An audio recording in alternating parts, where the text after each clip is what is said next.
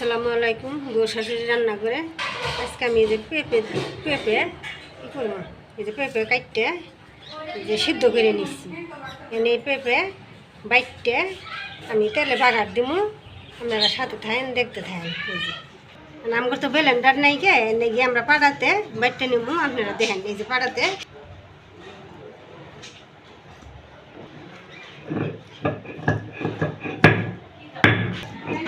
আমি পাড়াতে বাইটতে নিতে আসছি।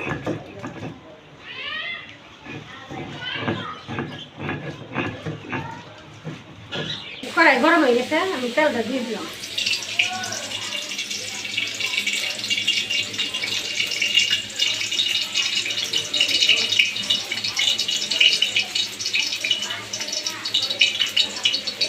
রসুন কুচি করে রাখছিলাম, দিয়ে দিলাম।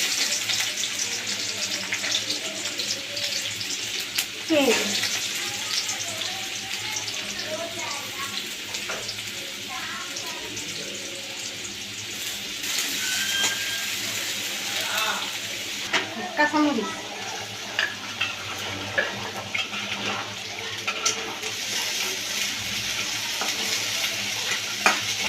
পেঁপেটা বাইটে রাখছিলাম।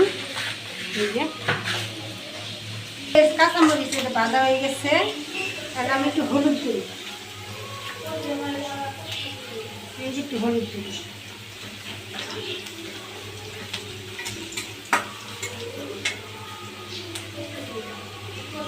লবণ দিয়ে দিই।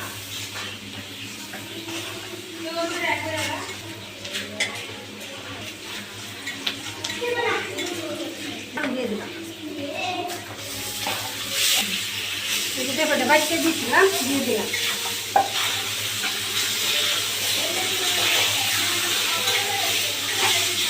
আমি লাইরে চাইলে একটা শুকনা করে নিই।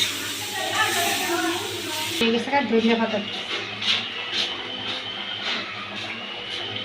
নামাইলাম। পেঁপে বাগার দিয়ে ই করছি, টানছি, দেখেন কেমন হয়েছে।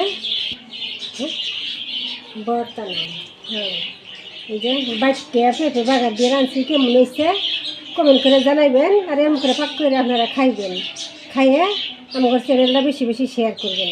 খাইয়ে দেখেন অনেক মজা লাগে। এরকম করে এটা বরিশালের খাওয়া।